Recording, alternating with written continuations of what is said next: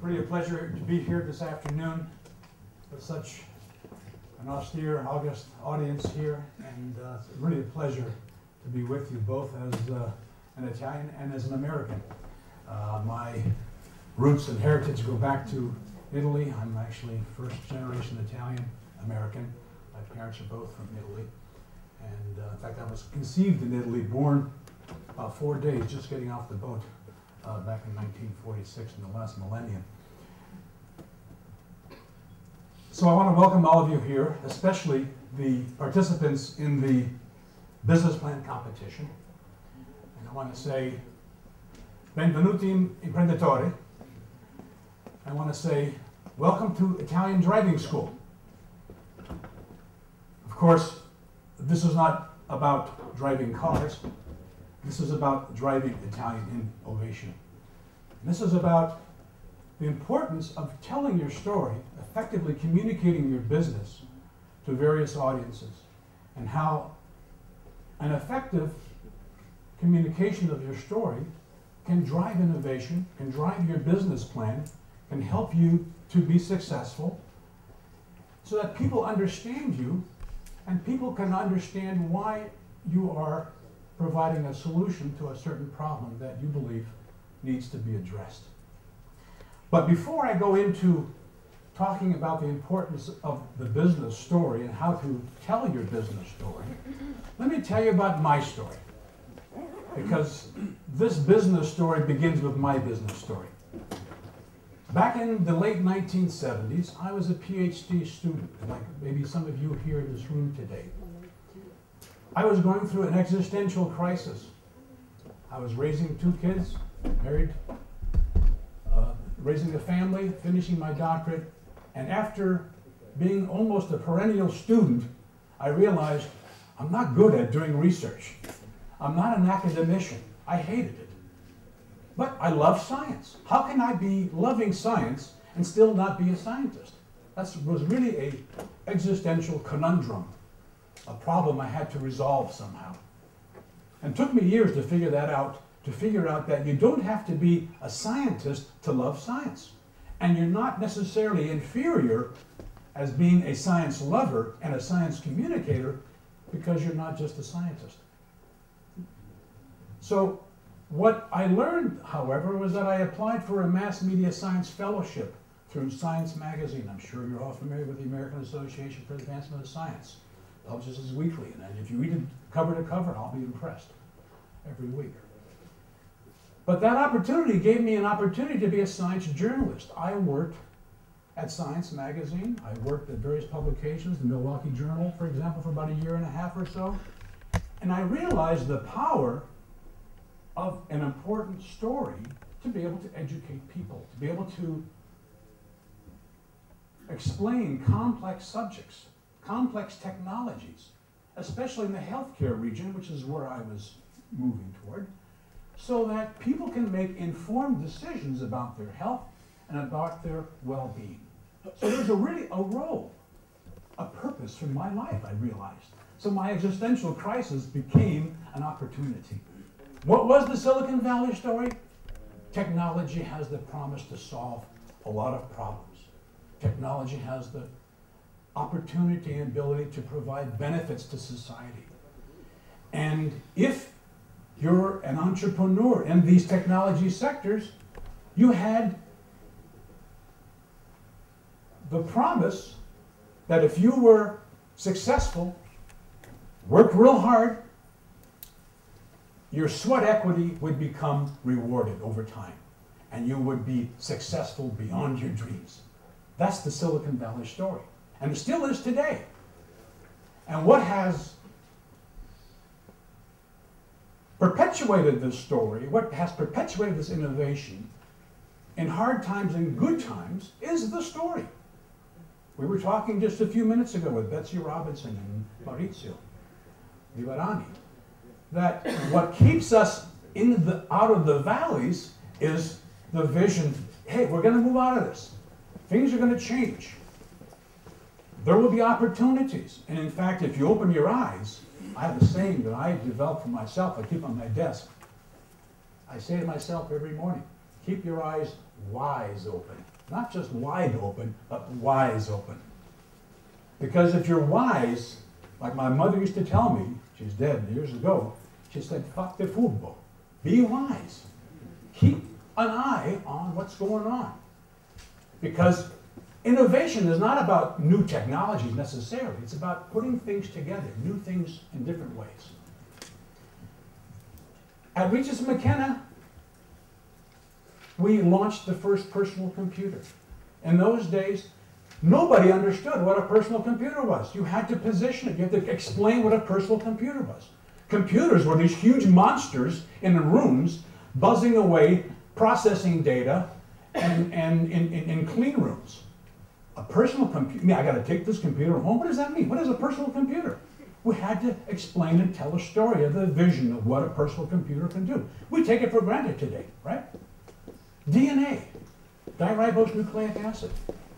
Few people could articulate the molecule, spell it, and most people were afraid of it. So, my job and my vision, my mission was at those days, was all about clarifying and communicating vision. That's my job. And I really felt like I found my niche. And at the time, my colleagues at the University of California, at Santa Cruz, Santa Barbara, somewhere at Berkeley, they said, "Charles, what are you doing? You're jumping ship here. You're going to the dark side." Right? I was a maverick. I said, "I don't know, but I gotta follow my calling, my mission." And this was my mission, to clarify and communicate vision. I'm a vision doctor. That's what I do. Okay? And I do this not only for the clients, but I do it for society, for the markets. Because down in my heart, I'm still a scientist. I don't do it. But the scientist, what does the scientist do? You want to develop solutions and bring benefits to society. On my tombstone, I want to say, Charles Versaggi was part of the launching of the first genetically engineered vaccine, which I was with Chiron Corporation, for example. Charles Versaggi was part of the introduction of minimally invasive surgery. Years ago, before your time, there was a President Johnson who always pointed to his 6 inches in the scar of gallbladder. Well, today, gallbladders are not major surgery. We do it through keyhole surgery, as you probably know, some of you. And you pull it out in a couple hours and you're back at work. So I was part of all that.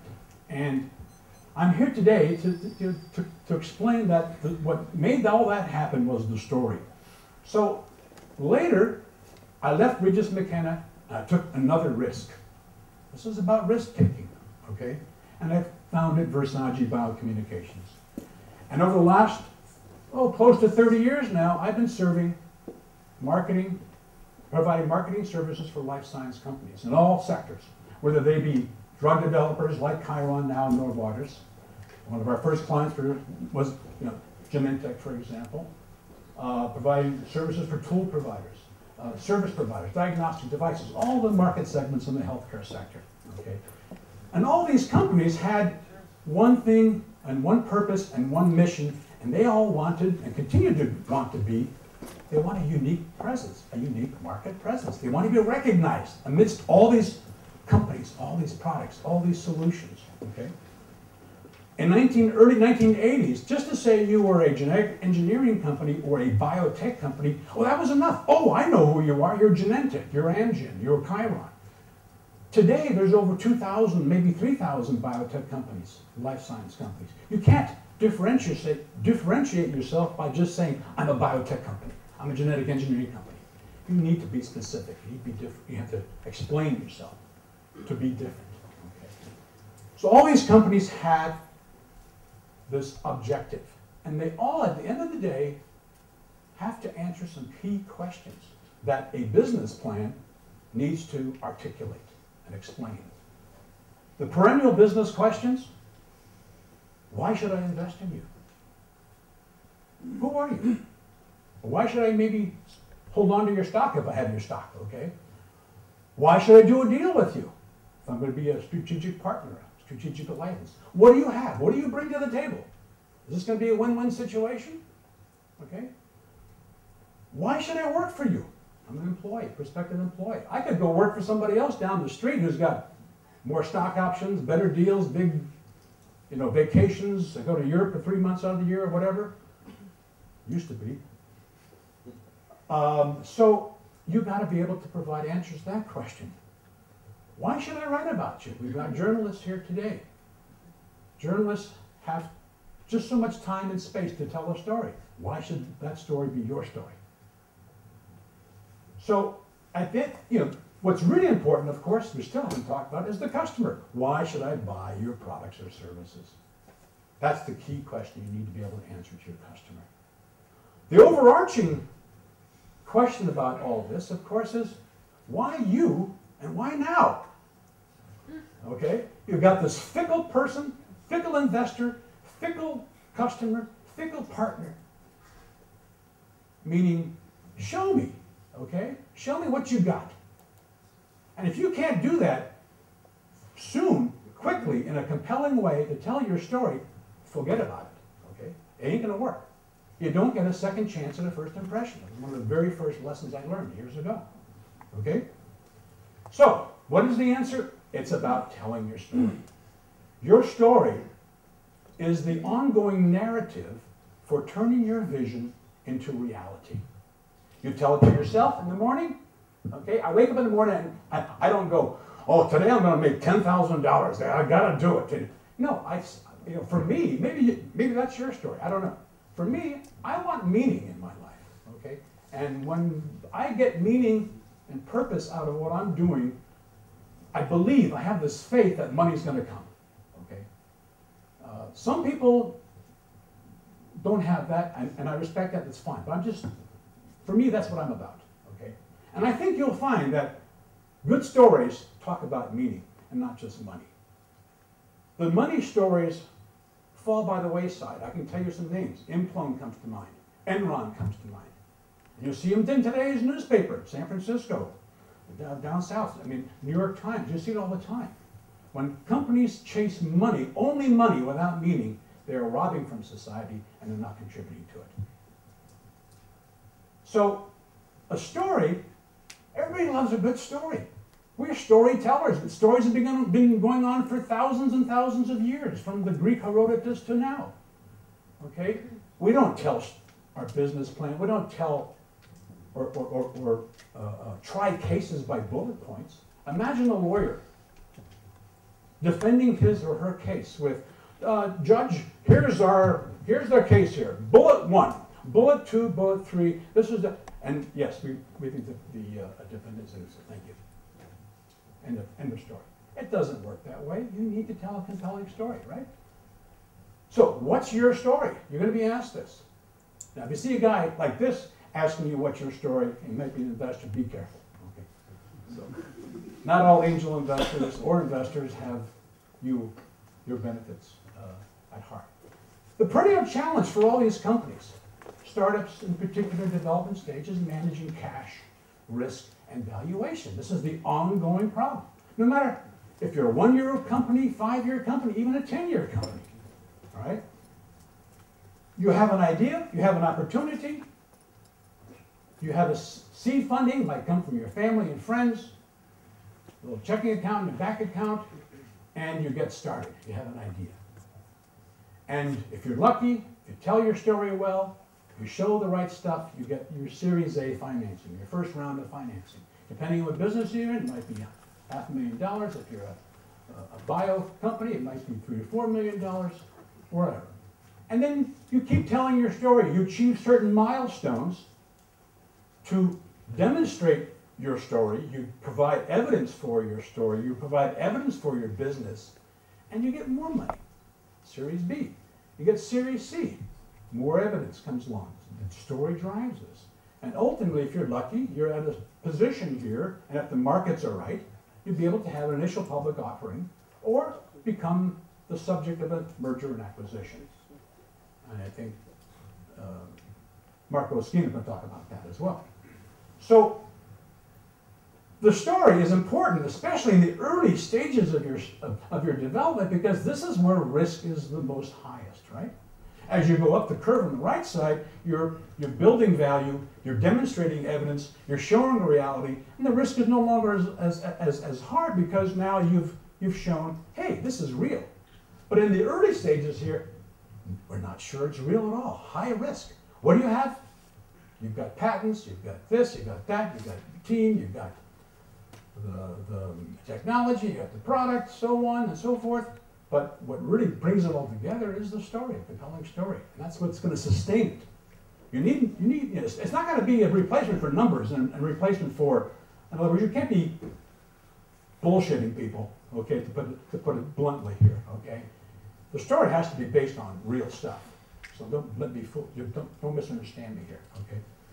So, and ultimately you get your exit strategy. So, during this period, you also learn one big lesson in life.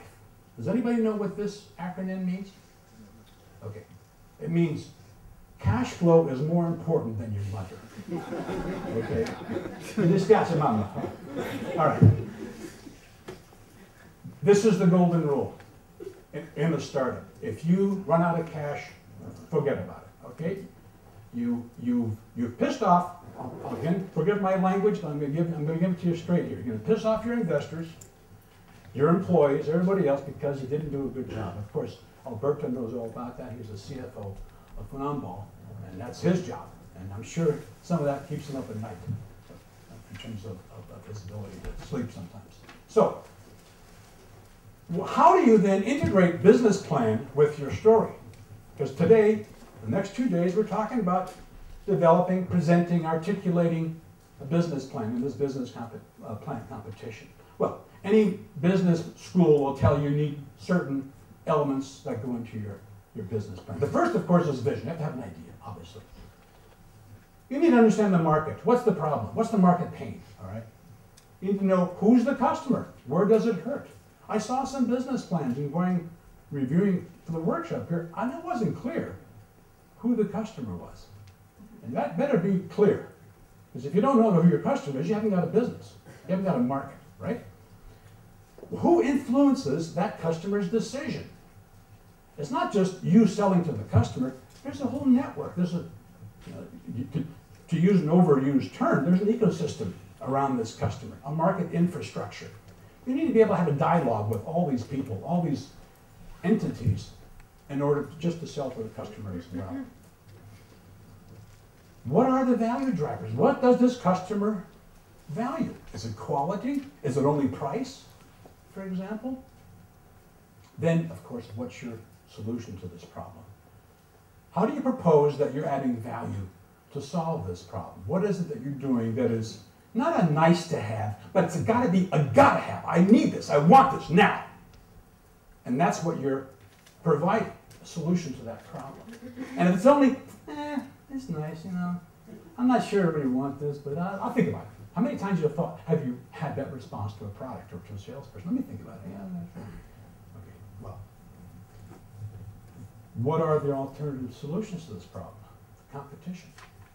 You know, how many times have I read business plans and listened to them, and the entrepreneur says, "Ha, we got no competition out there.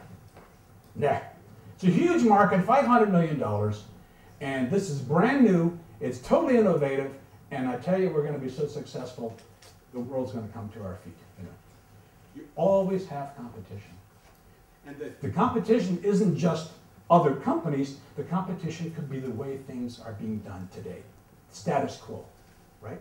It's not about just the company breathing down your neck. It's about the way things are being done. When personal computers were launched in the early 80s, the way things were done was with a typewriter. IBM's electric, and you did this, and you scratched, and you had, you know, you did your slide rule maybe. I don't know what you did. Okay, I forgot. A long time ago. But when computers came along, you needed to be able to use them. They weren't, you know, it was just hardware. You needed to have software to make it work. All right, so the competition, you need to understand that. What's your positioning strategy? What does that mean? Does it mean you're going to be this way? You mean this way? Positioning means how are you going to position yourself in the mind of the consumer, the user? How are you going to grab their mind share? What is it that, based on the value drivers that you've understood and identified, that you're going to focus on that says, buy my product, or do a deal with me, and so on, or buy my stock, okay? Finally, you need to say, well, you got to explain, how do you make money? What is your revenue model? Some people call it business model, and today, the next 2 days, we're going to help you distinguish between what a business model is and what a revenue model is. They're two different things. So you can start an ice cream shop, fine, but that's not going to be scalable to McDonald's globally, for example, or Microsoft or whatever. So this goes down to, again, is your solution truly a business opportunity? And you need to get some feedback on that sometimes to find that out. All right, so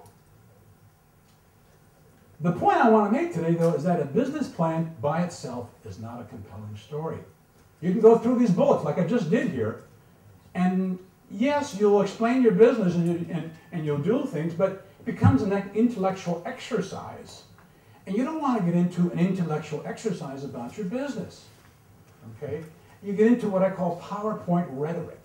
And you see this a lot. And you see a lot of people falling asleep as a result of it, okay? And what you need, I'm telling you, is that you need to emotionally engage your audience. Good marketing is about emotional engagement.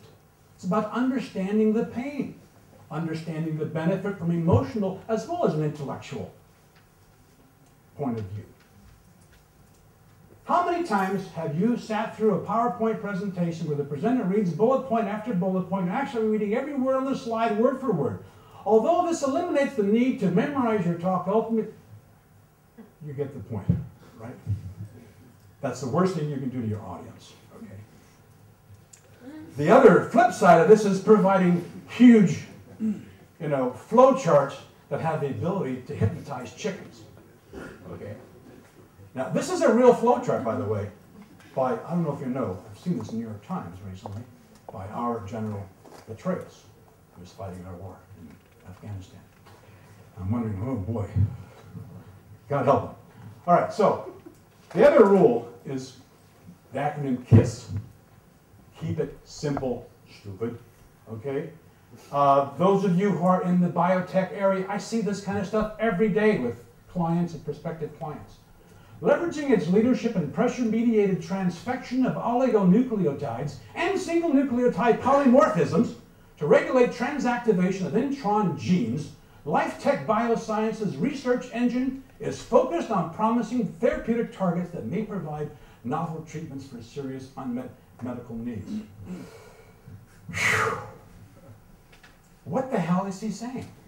Right? Okay, you guys are biologists here? I'm a biologist. You want to know what he's saying? We develop gene therapies for life-threatening diseases. Thank you very much. And why did you say that in the first place? Okay? You lost everybody with this. And you see this in press releases, you see this in backgrounders, you see this on website pages. It's like, oh, give me a break. You think I'm going to sit here for 15 seconds and try to figure that out? Okay, you get the point? All right. Don't expire your audience. Inspire them. This is what this is all about, all right? Okay? Understand, too, that you have to gather information. Well, yes, you're doing a business plan, you got to gather information. But not secondary information. Primary information. Yes, the secondary helps, it works. You can provide data, source the company, and so on, okay? But primary information is what? You need to have a dialogue with the marketplace. Talk to your customer. Your prospective customer. What is he saying? What is she saying? What's the pain? Okay? Talk to the market infrastructure. There's a dialogue going on here between these spheres of influence. Do you understand what they're talking about? It's not just the customer. Healthcare issues in the United States right now are part of the collective consciousness. Everybody's talking about healthcare. Republicans, Democrats, we're going to get rid of it in November. Oh no, we're going to do this. It is, that's the milieu. That's what's part of the dialogue here, all right? You need to understand. So, let's go back to that list here. Let's go back now about how to integrate business plan development with telling your story.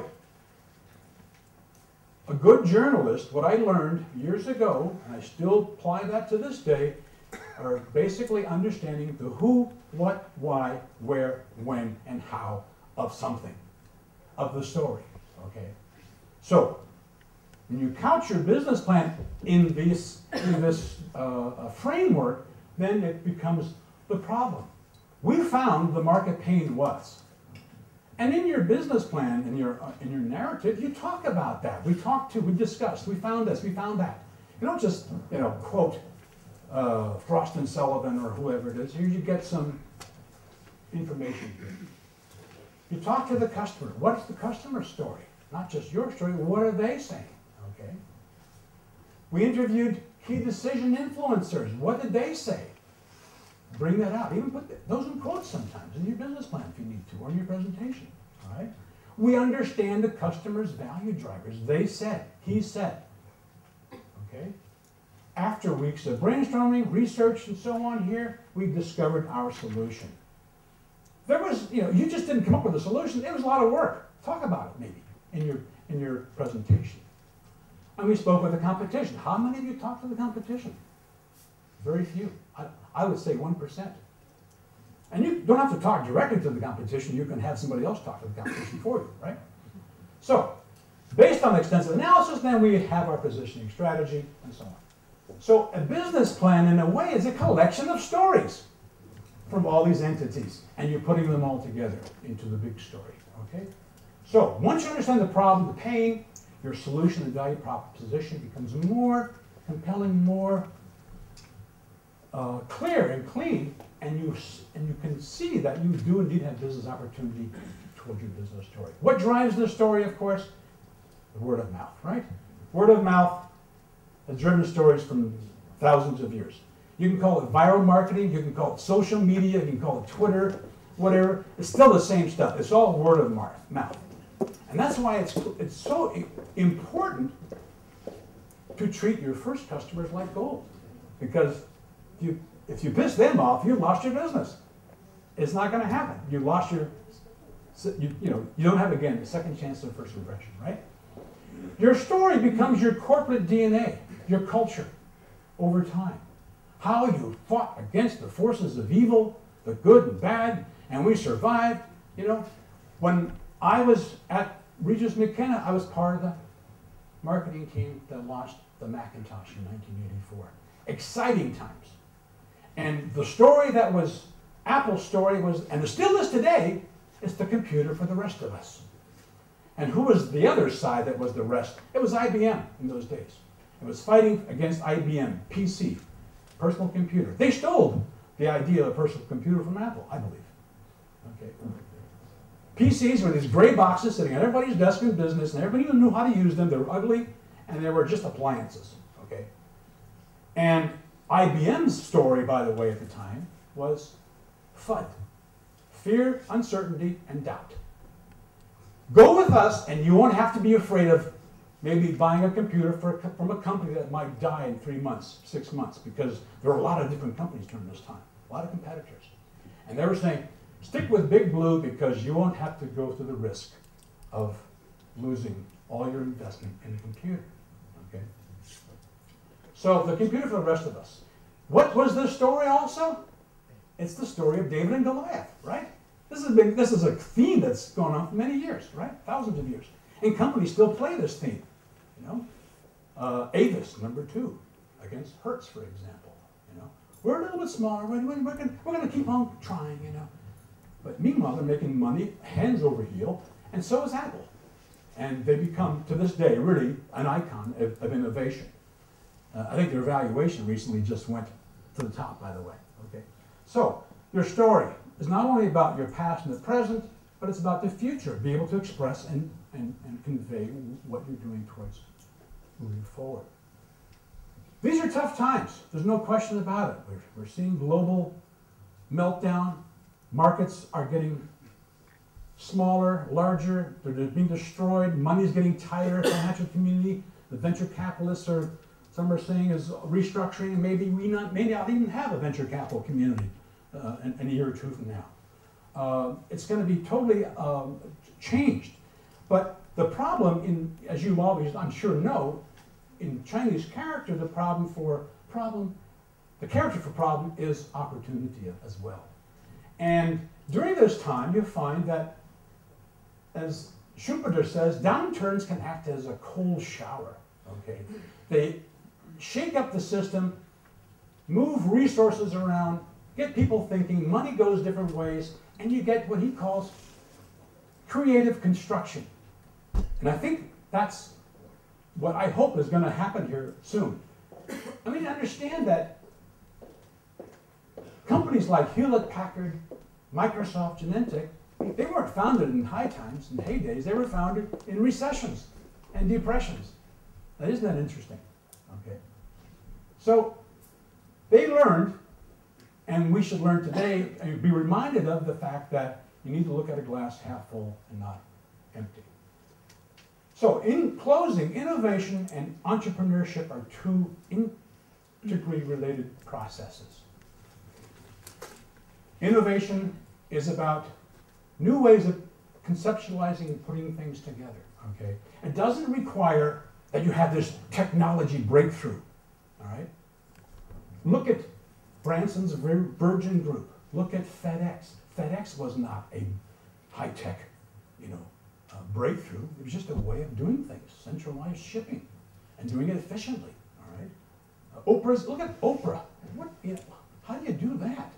She's just good at managing her brand, really good, and making gazillion dollars. But she's not just shooting dollars into her bank.